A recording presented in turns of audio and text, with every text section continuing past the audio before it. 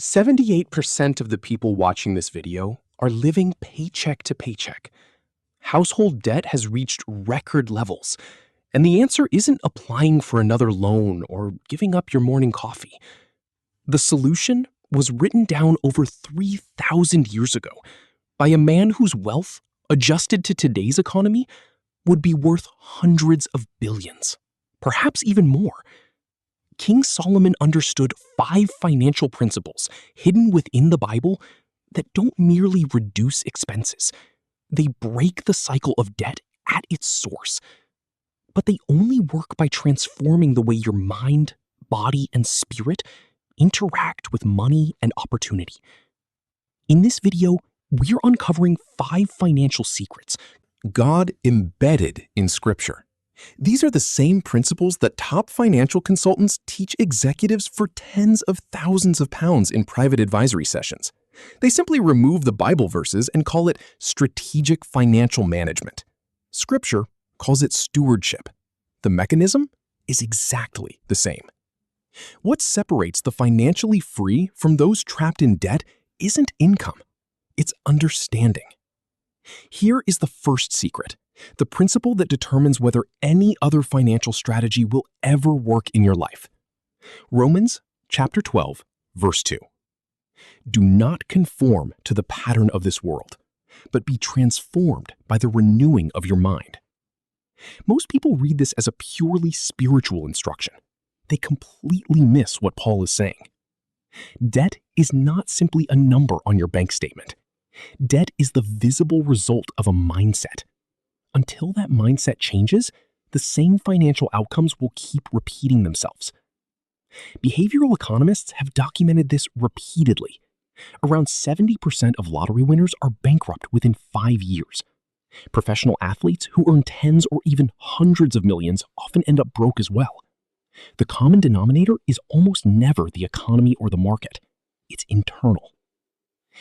Every financial decision is shaped by one of 2 competing mindsets. The scarcity mindset says there's never enough. Money doesn't grow on trees. Something is always missing. I have to fight for every pound. It's such a perfect prison that most people don't even realize they're living inside it. The abundance mindset says God owns the cattle on 1,000 hills. He is my provider. There is always enough and more than enough because I serve a God of multiplication. The difference between these 2 mindsets isn't simply optimism. It's neurological. When people operate from scarcity, thinking about money activates the brain's threat response. Cortisol rises. Decision-making becomes impaired.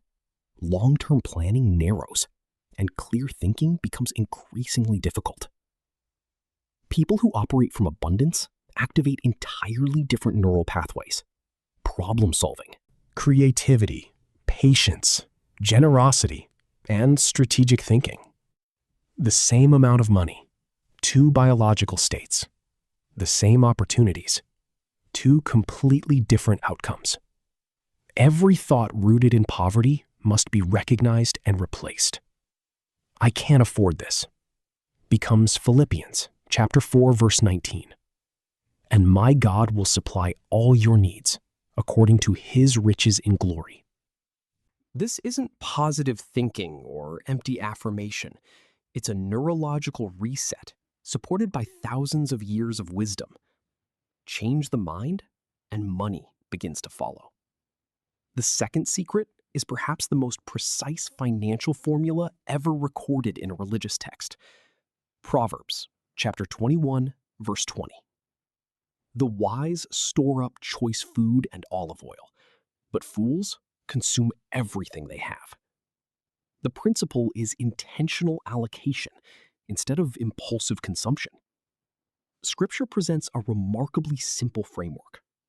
10% for giving, 10% for saving and investing, 80% for living.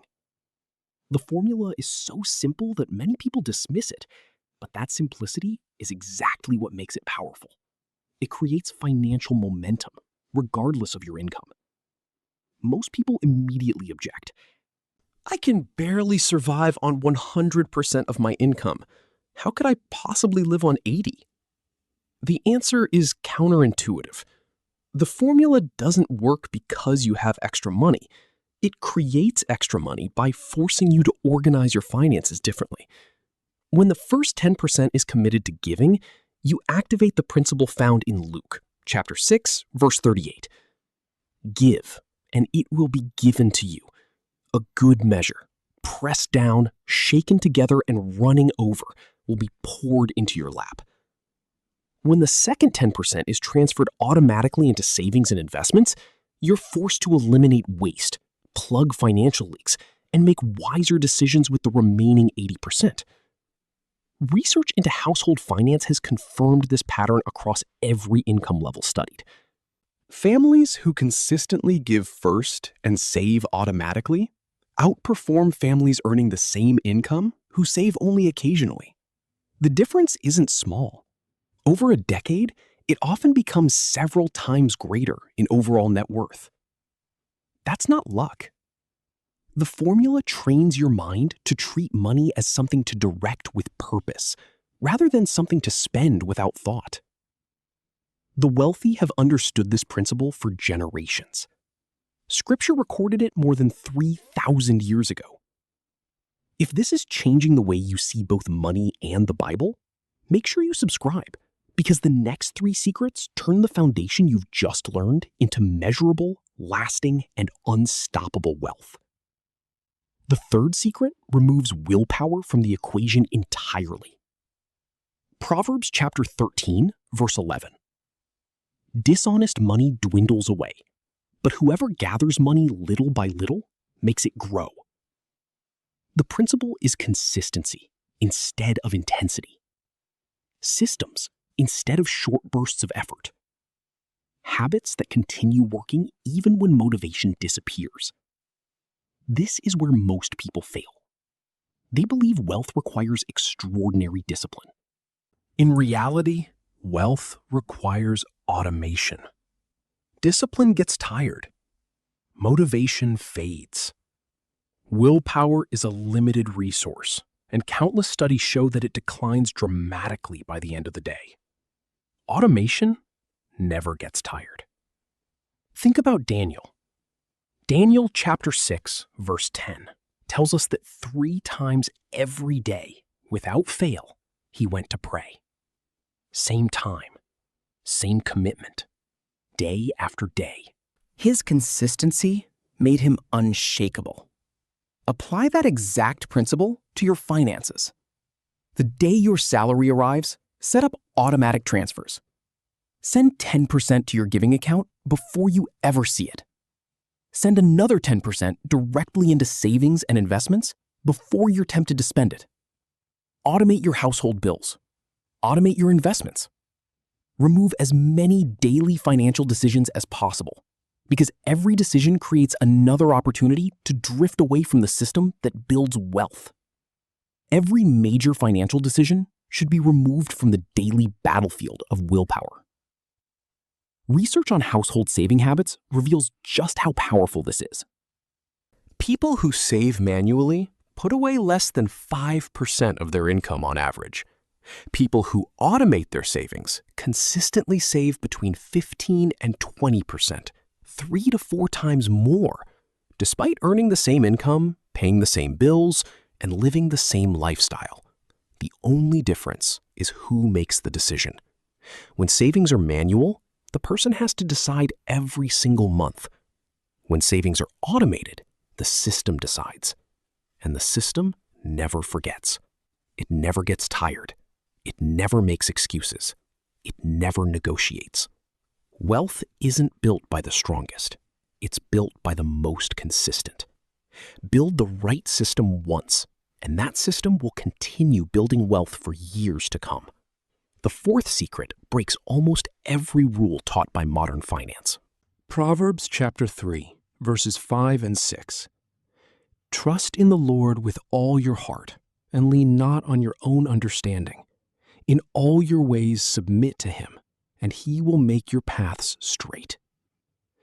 This is about radical obedience. even when obedience makes absolutely no financial sense. Think about Abraham. In Genesis chapter 12, verse 1, God tells him, "Leave your country, your people, and your father's household, and go to the land I will show you." No destination, no map, no business plan, only obedience. Yet that single act of faith established a covenant that would bless billions of people across history. His obedience unlocked what his logic never could. Scripture is filled with moments like this. A widow gives Elijah the very last handful of flour she has, only to discover that her supply never runs out.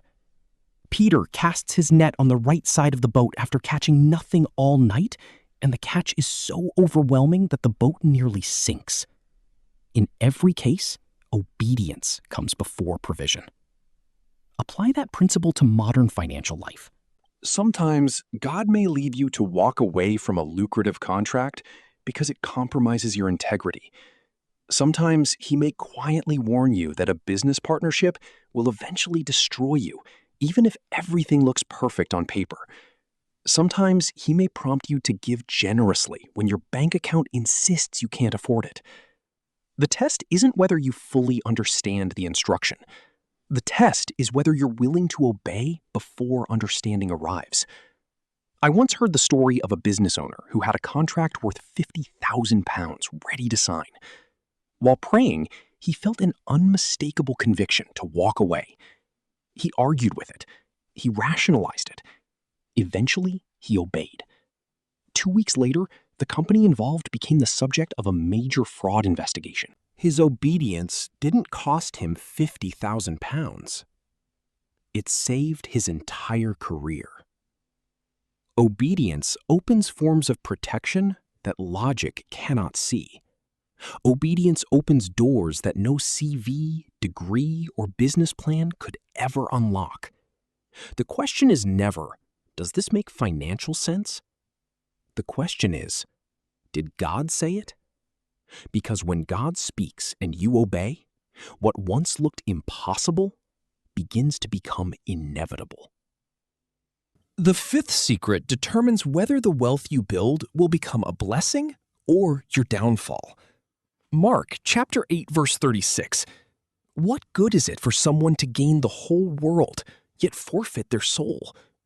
And 1 Timothy chapter 6 warns that those who pursue wealth for its own sake fall into temptation and destructive traps. This is the principle that separates people who are truly wealthy from people who simply possess money. Money is a tool. It is never the trophy. Wealth is a resource. It is never the reward. The purpose of financial prosperity isn't to make you more comfortable. It's to make you more effective in advancing God's kingdom. That single shift changes everything. The moment wealth becomes centered on you, it begins to corrupt you. History has demonstrated this pattern again and again. People who chase wealth purely for personal status rarely keep it for long. Even those who do often reach the end of their lives surrounded by possessions, but empty of joy. By contrast, people who view wealth as a resource for God's mission experience something entirely different. They provide for families. They create businesses that generate meaningful employment. They support ministries that transform communities. They help people who could never repay them. As their generosity grows, so does their influence. So does their joy. The parable of the talents makes this unmistakably clear in Matthew chapter 25. The servants who multiplied what had been entrusted to them entered into their master's joy. The servant who buried his talent out of fear lost everything. The issue was never the amount. It was always the mission. A believer faithfully stewarding £10,000 for God's purposes is in a far stronger position than someone sitting on £1 million simply to feel secure. Wealth without purpose isn't success. It's poverty with a better view. A golden cage is still a cage. So before pursuing any of the previous 4 secrets with all your energy, answer one question first. Why do you want wealth? Who will it serve? What mission will it finance? Your answer to those questions will determine whether the other 4 principles build a legacy that blesses generations or quietly consume the person building it. These are 5 financial secrets hidden within Scripture.